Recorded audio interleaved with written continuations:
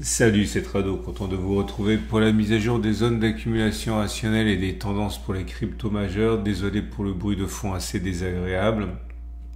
Et on va donc passer au Bitcoin pour commencer. Mais avant ça, j'aimerais revenir une dernière fois sur cette histoire de bull market, de fin de bull market, etc., etc. Bon, comme vous pouvez le voir sur le graphe, depuis que j'ai envisagé la possibilité du fin de bull market, on a eu droit à une attaque très sévère sur les cryptos, en particulier la semaine dernière. Ça va mieux là.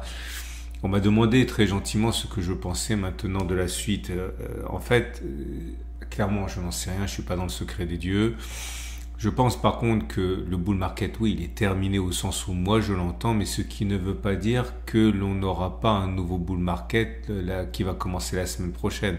Ok, la seule chose que je voulais faire, c'est enterrer a priori le bull market qui s'est passé l'année dernière et accueillir éventuellement un nouveau bull market. Mais si les cours redémarrent et sont projetés vers l'avant de 10, 20, 30, 40, 50%, pour moi, ce ne sera pas la continuation du bull market, ce sera un nouveau bull market. Qu'est-ce que ça change? Absolument rien. Si vous découvrez mon format et vous êtes de plus en plus nombreux à vous intéresser aux zones d'accumulation rationnelle, il faut comprendre que c'est ça qui est important. Lorsqu'on se projette dans dans une optique de long terme, que l'on soit en tendance 1, 2, 3, 4, haussière, neutre, baissière, de latéralisation, tout ça finalement c'est là pour se rassurer, pour avoir une idée et ne pas naviguer à vue. Mais au bout, ça ne change rien. Ce qui est important, c'est comment vous accumulez en payant le moins cher possible, et c'est à ça que servent mes vidéos. Donc là, encore une fois, vous allez voir, je vais pas me cacher derrière mon petit doigt, il y a des cryptos pour lesquels je ne sais pas si on est en phase 2 ou 3, si on est en phase 1 ou 4, etc. Mais par contre, je sais où sont les zones d'accumulation rationnelle. Et c'est bien ça qui importe pour moi. Ok? Donc, on passe à Bitcoin. Bitcoin qui, voilà, la semaine dernière a perdu, ne serait-ce que sur une semaine, 15%. Là, ça va mieux. On reprend un petit peu de terrain. Et surtout, on arrive à se hisser au-dessus de la moyenne mobile à 30 semaines. Le danger, vous voyez, c'est de basculer en dessous d'une moyenne mobile à 30 semaines qui descendrait. Là, on serait en phase 4. Encore une fois, je me contredis par rapport à ce que je dis il y a 2-3 minutes. C'est simplement si vous voulez vous rassurer par rapport à la tendance que je dis ça. Mais donc là, on est bien en phase 3 pour moi, puisqu'on a clôturé en dessous de la moyenne mobile à 30 semaines. La zone d'accumulation rationnelle, c'est 74 000, 69 000 dollars. Et si on y va, 63 000, 49 000 dollars par la suite pour les zones d'accumulation rationnelle. Je rajoute quelque chose. Ma posture n'a pas changé par rapport à ça depuis 2-3 semaines, depuis que j'envisage la fin du bull run. Je pense qu'il peut être judicieux pour vous de diviser votre investissement régulier en crypto, que ce soit Bitcoin, que ce soit Ethereum ou autre, en deux parties. Une partie en DCA, par exemple tous les premiers du mois ou tous les 15 du mois. Pour ça, pour être sûr d'accompagner le mouvement de Bitcoin et ne pas rester sur le quai. Ok. Et une autre partie qui peut correspondre à 30%, 40%, 80%, etc., etc., sur des zones d'accumulation rationnelle. Donc là, par exemple, imaginons que vous ayez 100 euros à investir au mois de mars sur Bitcoin. Eh bien, vous pouvez avoir investi, par exemple, 50 euros le 15 du mois ou le premier du mois, et les 50 euros, vous le laissez en réserve et vous le mobiliserez sur la prochaine zone d'accumulation rationnelle. C'est en l'occurrence ici 74 000, 69 000 dollars. Donc je répète, phase 3. Ethereum. Ethereum, elle est là, par contre, on est en phase 4. Désolé, mais là, depuis que j'ai dit que c'était la fin du bull run, on a eu une accélération baissière. Regardez ça. En l'espace de 3 semaines, les cours ont perdu jusqu'à 30%. Même plus en vérité, jusqu'à 38%. On est en phase 4, pourquoi? Parce qu'on a cassé un support de référence, on est en dessous de la moyenne mobile à 30 semaines qui descend, donc on est en phase baissière. Prochaine zone d'accumulation rationnelle qui m'intéresse, parce que attention, à titre personnel, je l'ai dit, je le répète, je n'ai rien vendu.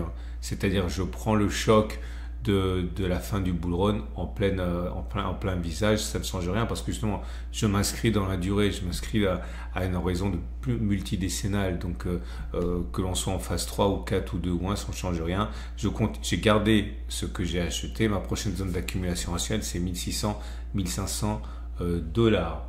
On va aller plus loin. J'aimerais vous rappeler que si vous voulez passer à l'action dans des conditions optimales de sécurité et de simplicité, vous avez Cryptcool, mon partenaire depuis le début. Cryptcool et Trado, moi donc, sont en partenariat. Je vous le recommande. Pourquoi? Tout simplement parce que, et c'est peut-être même le plus important, c'est français. Si c'est français, c'est régulé. Si c'est régulé, eh bien c'est plus de sécurité pour vous. Et c'est régulé, donc c'est enregistré PSAN, enregistré auprès de l'AMF, l'autorité des marchés financiers.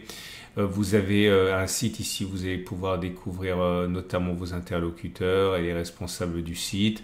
Vous avez également la possibilité, et ça je l'ai déjà dit, de vous abonner à la newsletter. Et quand vous êtes abonné à la newsletter, il y a des alertes que je produis pour Cryptcool en temps réel lorsque je vois qu'on est en zone d'accumulation rationnelle sur Bitcoin et Ethereum. Bref, n'hésitez pas. Et puis surtout, j'ai envie de dire, n'oubliez pas que c'est de la garde froide non connectée à l'Internet. Donc, toutes les mésaventures qui se produisent lorsqu'on fait siphonner son wallet, etc., ça ne sera pas pour vous parce que c'est pas connecté à l'Internet. Vous avez des informations juste en dessous de la vidéo pour découvrir les services de Cryptcool. Binance Coin est déjà en zone d'accumulation rationnelle, 537,394. On est en phase 3 puisqu'on a clôturé en dessous de la moyenne mobile à 30 semaines. Ripple, phase 2 ou 3. Pourquoi phase 2? Parce qu'on est au-dessus de la moyenne mobile à 30 semaines qui monte. On est d'ailleurs en zone d'accumulation rationnelle à 2,3,9 $. Pourquoi phase 3 éventuellement? Parce que je vous rappelle que dans la théorie moderne des phases, il faut regarder les données journalières. Et on est en phase 3 dès qu'on clôture en dessous de la moyenne mobile à 50 jours. Pas la moyenne mobile à 30 jours, la moyenne mobile à 50 jours. Et vous voyez, ça a été fait depuis ici.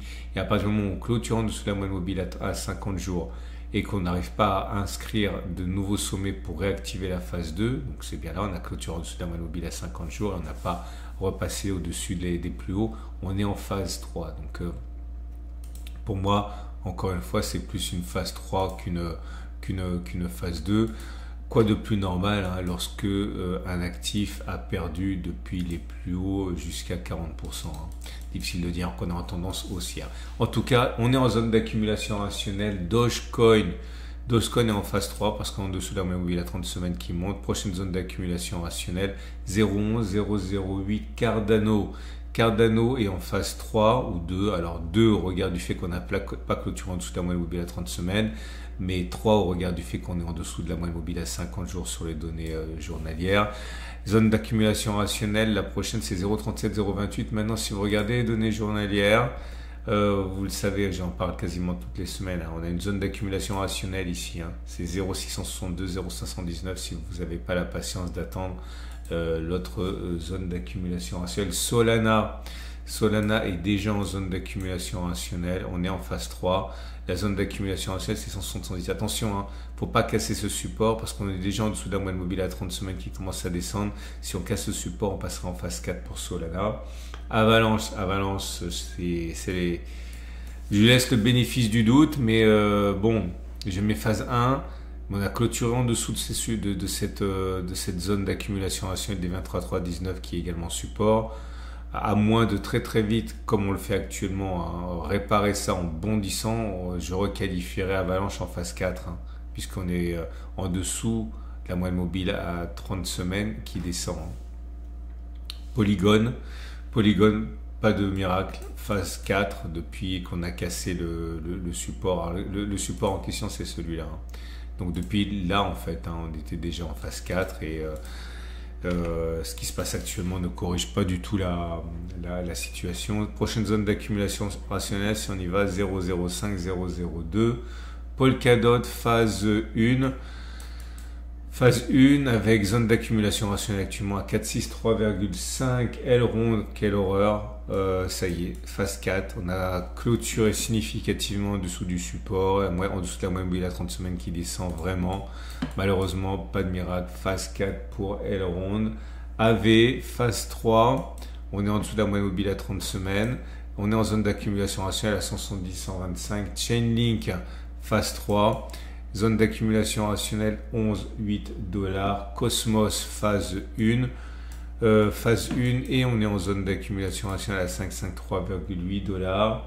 On passe aux entreprises. Mara Holding, phase 1 ou phase 3, je ne sais pas trop. Je dirais phase Phase 1, ça me semble bien, mais voilà, ce qui est sûr, c'est que si on clôture en dessous de 16,7, 13,2, on sera en phase 4, hein, avec des cours en dessous d'un moyen à 30 semaines qui descend. Riot Platforms, c'est pas bon, mais on est en zone d'accumulation rationnelle à 8,6, 6,4. Coinbase, phase 3 également, on est en zone d'accumulation rationnelle à 183, 147. MicroStrategy, phase 3, on a clôturé en dessous d'un moyen mobile à 30 semaines, on la reconquiert, mais maintenant qu'on a clôturé en dessous, il faut repasser au-dessus des plus hauts pour activer une phase 2, c'est pas le cas pour l'instant. Pour moi, on est en phase 3.